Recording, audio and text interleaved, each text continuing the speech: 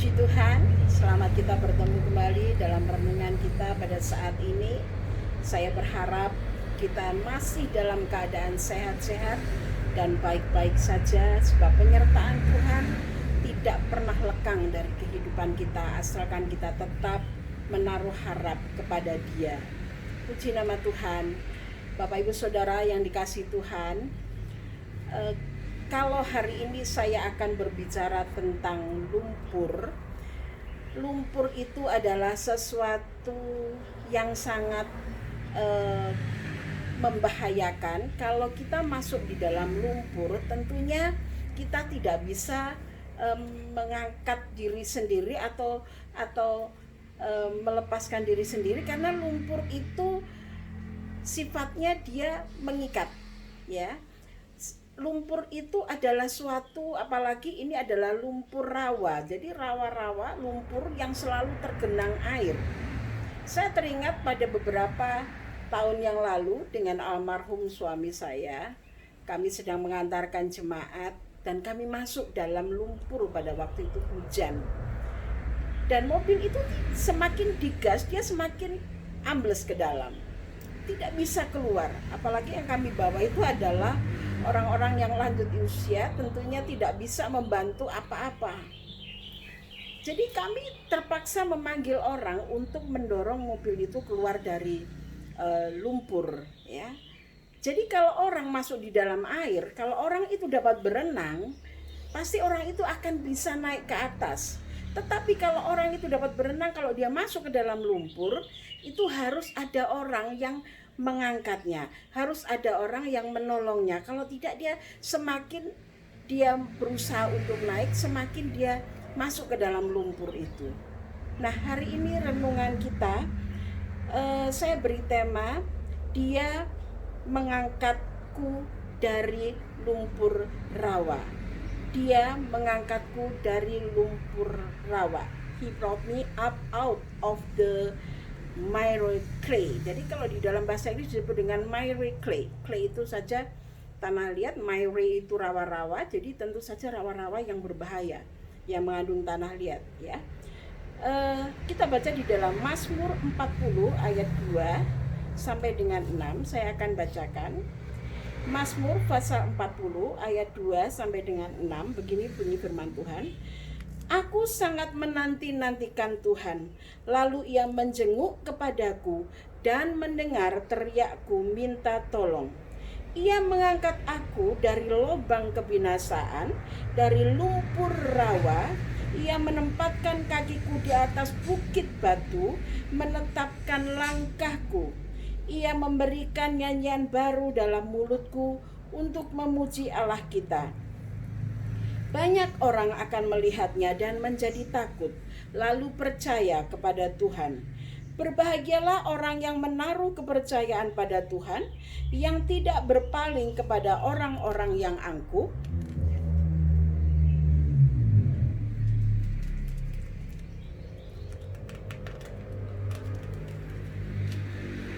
atau kepada orang-orang yang telah menyimpang kepada kebohongan. Ayat 6. Banyaklah yang telah kau lakukan, ya Tuhan Allahku, perbuatanmu yang ajaib dan maksudmu untuk kami. Tidak ada yang dapat disejajarkan dengan Engkau. Aku mau memberitakan dan mengatakannya, tetapi terlalu besar jumlahnya untuk dihitung. Puji nama Tuhan. Bapak Ibu Saudara yang dikasihi Tuhan, ini adalah Mazmur dari Raja Daud yang waktu itu dia seolah-olah berada di dalam lumpur. Tidak ada satupun yang dapat mengentaskannya, tidak ada satupun yang dapat menolongnya. Kemudian dia berteriak minta tolong kepada Tuhan. Dia aku sangat menanti-nantikan Tuhan. Jadi waktu itu Raja Daud ada di dalam suatu masalah, di dalam lumpur. Aku sangat menanti-nantikan Tuhan. Berarti ini ada jangka waktunya di dalam menanti-nantikan Tuhan. Lalu Ia menjenguk kepadaku dan mendengar teriakku minta tolong. Ia mengangkat aku dari lubang kebinasaan dan dari lumpur rawa. Bapak Ibu Saudara yang dikasihi Tuhan, mungkin ada di antara kita yang sekarang berada di lumpur rawa. tidak bisa berbuat apa-apa, sedang menanti-nantikan pertolongan Tuhan. Jangan bosan, jangan jenuh untuk berseru dan minta tolong kepada Tuhan. Karena Dia pasti mendengar. Dia pasti mendengar, dan sekali saat Dia mengangkat kita, asalkan hati kita tetap kepada Tuhan. Lumpur itu berbicara pada sesuatu jebakan, pada sesuatu yang membuat kita tidak bisa keluar. Bisa dikatakan lumpur itu mungkin adalah lumpur dosa. Nah, kalau lumpur dosa sudah mengikat kita, kalau kita tidak minta tolong kepada Tuhan, maka kita tetap di dalam kubangan lumpur dosa. Semakin hari kita semakin terikat kepada lumpur dosa. Semakin hari kita semakin dalam masuk ke dalam lumpur dosa. Tetapi kalau kita sudah menyadari aku berada di lumpur dosa, maka tidak ada satupun yang dapat menolong kecuali Tuhan Yesus. Dia akan mengangkat kita. Dia akan mengentaskan kita.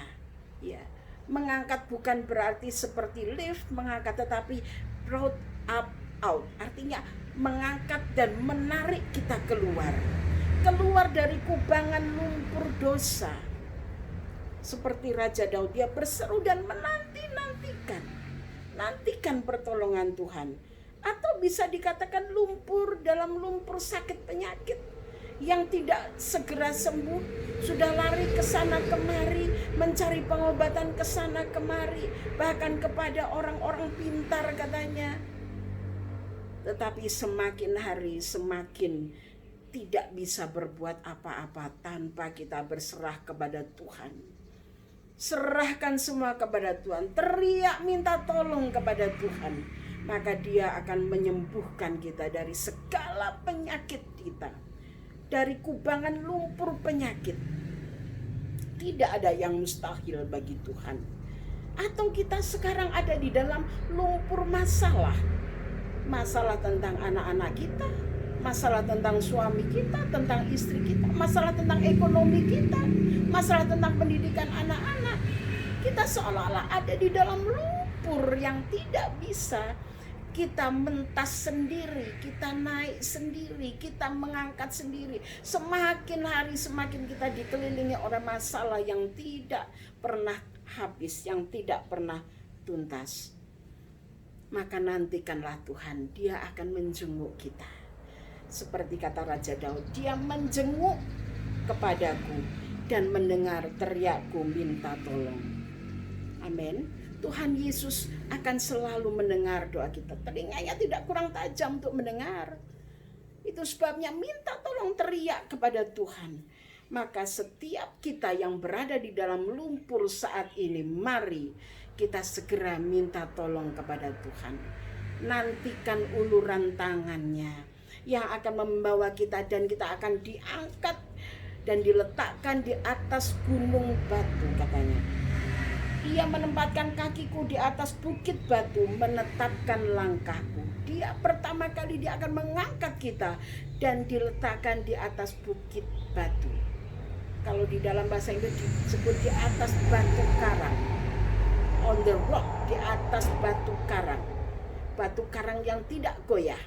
Kemudian bukan cuma itu saja, Ia menetapkan langkahku. Artinya setelah kita dientaskan, kita diangkat, ditaruh di atas batu karang, maka Dia akan menetapkan dan menunjukkan langkah-langkah selanjutnya dalam masalah kita, di dalam kehidupan kita yang baru dientaskan dari lumpur dosa. Kita akan ditetapkan langkah-langkah kita melalui firman Tuhan. Dan kita harus menurut akan apa yang Tuhan perintahkan kepada kita. Kita harus punya kaki yang tegak, yang kuat, yang kokoh. Iman percaya kita harus tetap kokoh, sehingga kaki kita tidak goyah. Kita akan melangkah dengan pasti, seturut dengan firman Tuhan. Di ayat yang ke-4 dikatakan, Ia memberikan nyanyian baru dalam mulutku untuk memuji Allah kita. Banyak orang melihatnya dan menjadi takut, lalu percaya kepada Tuhan. Kalau kita sudah dientaskan dari lumpur sakit penyakit, lumpur dosa, lumpur masalah, maka dia meletakkan puji-pujian di dalam mulut kita. Kita selalu memuliakan nama Tuhan. Kita akan selalu mengagungkan nama Tuhan. Kita akan selalu mengutarakan kuasa Tuhan. Mujizatnya dinyatakan kepada kita. Itu akan kita perkatakan setiap hari. Kita akan perkatakan kemuliaan Tuhan sehingga orang lain mendengar dan orang lain menjadi takut lalu percaya. Artinya apa? Artinya kita dijadikan menjadi saksi Kristus. Kemanapun langkah kita, maka kita akan membawa kemuliaan nama Tuhan. Kita akan membawa mujizatnya. Kita akan saksikan betapa besar kuasa Tuhan itu kepada kita. Betapa hebatnya kuasanya. Dia sanggup mengentaskan kita dari lumpur rawa, ya. Dan kalau saya pelajari, di lumpur rawa itu banyak hewan-hewan yang tumbuh, banyak hewan-hewan yang hidup seperti ular, buaya, hewan yang berbahaya bagi manusia. Kalau kita tidak segera dientaskan dari lumpur itu, maka kita akan mendapatkan bahaya. Itu sebabnya segera minta tolong kepada Tuhan. Segera kita minta pertolongan Tuhan sehingga Tuhan mengangkat kita dengan tangannya dari lumpur yang mengakibatkan kita menderita. Haleluya. Di ayat yang kelima dikatakan, berbahagialah orang yang menaruh kepercayaannya pada Tuhan dan yang tidak berpaling pada orang-orang yang angkuh atau kepada orang-orang yang menyimpang kepada kebohongan. Jangan berharap kepada manusia. Jangan melihat keangkuhan manusia. Tetapi mari kita tetap memandang kepada salib Kristus. Di ayat 6, banyaklah yang telah kau lakukan, ya Tuhan Allahku, perbuatanmu yang ajaib dan maksudmu untuk kami. Tidak ada yang dapat disejajarkan dengan Engkau. Aku mau memberitakan dan mengatakannya, tetapi terlalu besar jumlahnya untuk dihitung. Bapak Ibu Saudara yang dikasihi Tuhan, dapatkah kita menghitung pertolongan Tuhan kepada kita? Terlalu banyak pertolongan Tuhan kepada kita sehingga tidak cukup kata-kata kita setiap hari selalu memperkatakan kebaikan Tuhan. Tidak habis-habisnya setiap hari kita memperkatakan berkat Tuhan. Tidak habis-habisnya setiap hari kita mengatakan mujizat Tuhan. Sehingga orang lain boleh melihat, wah luar biasa mujizat Tuhan yang dinyatakan. Hari ini percaya kepada Tuhan. Percaya kepada kuasanya. Apapun yang Bapak Ibu Saudara alami saat ini. Masalah, sakit penyakit. Kalau hari-hari ini memang terlalu banyak orang yang mengalami COVID-19.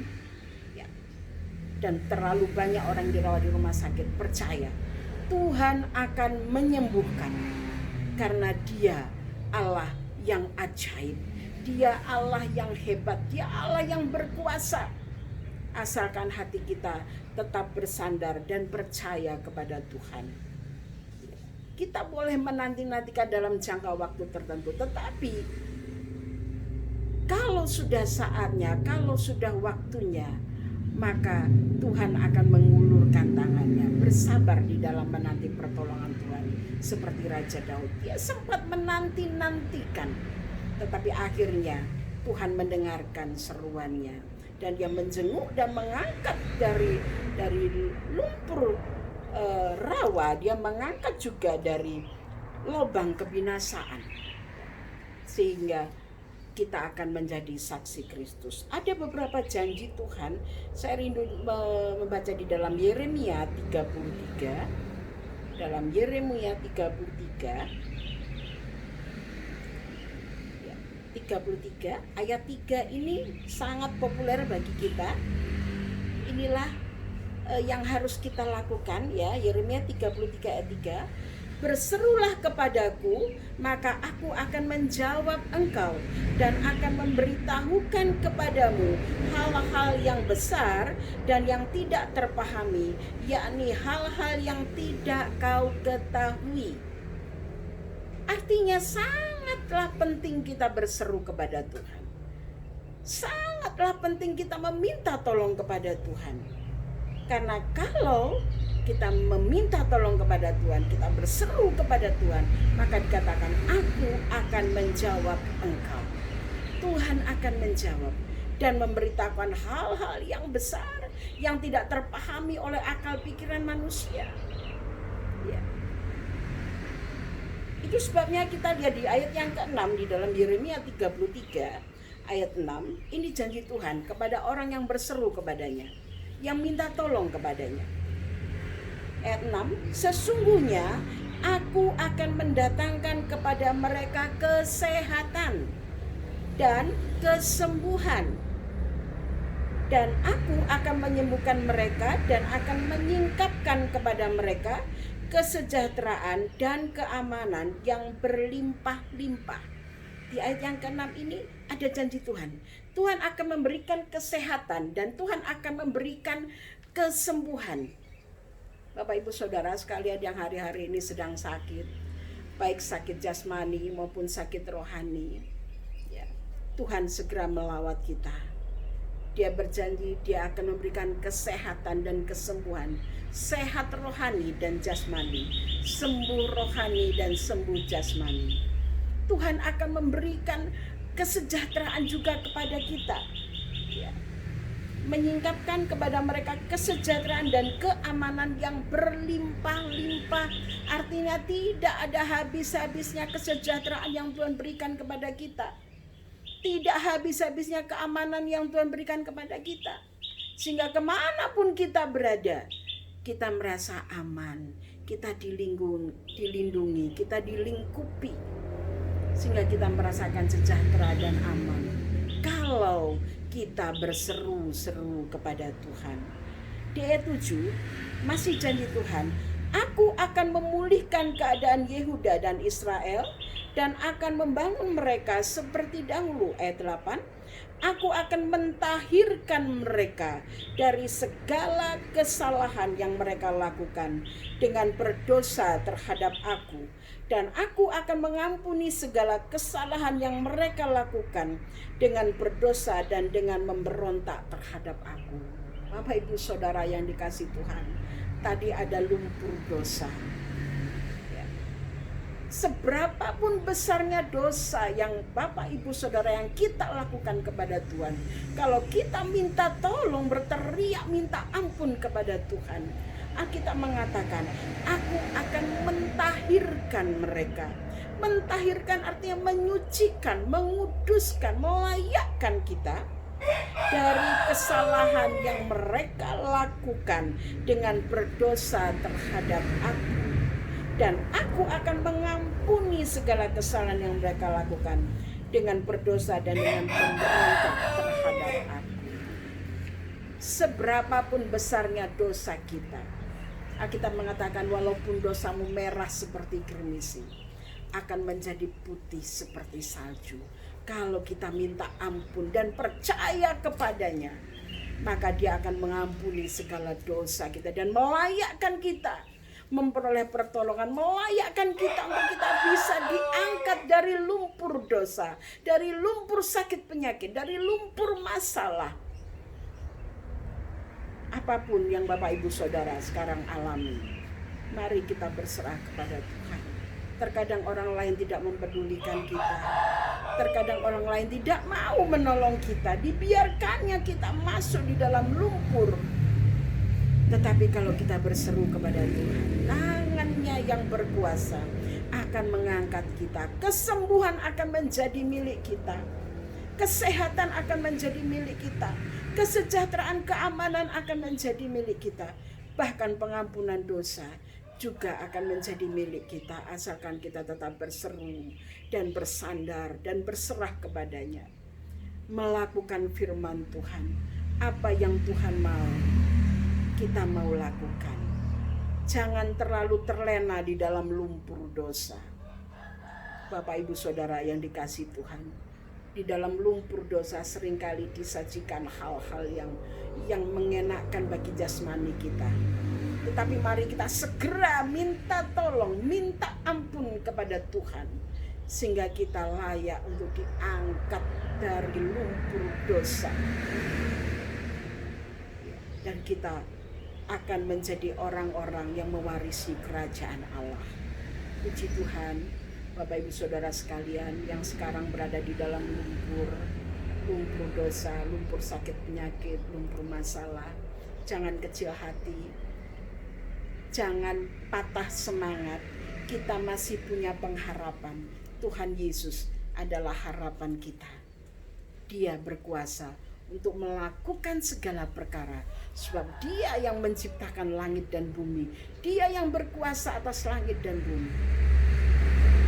Maka itu, mari kita segera berseru kepada Tuhan agar Dia mengangkat kita dari lumpur dosa. Demikian renungan kita hari ini. Saya berharap renungan ini akan memberkati kita semuanya. Amat terlebih bagi kita yang masih ada di dalam kubangan lumpur, Tuhan akan segera menolong kita. Pertolongannya tidak lama, dan pertolongan Tuhan itu tidak pernah terlambat. Asalkan kita sabar menanti-nantikan pertolongan Tuhan. Demikian firman Tuhan dan renungan kita hari ini. Saya berharap kita semua tetap sehat, tetap menerima janji Tuhan, dan saya juga berharap nanti di lain kesempatan kita akan bertemu lagi dalam keadaan baik dan dalam keadaan sehat. Jadilah berkat bagi orang lain.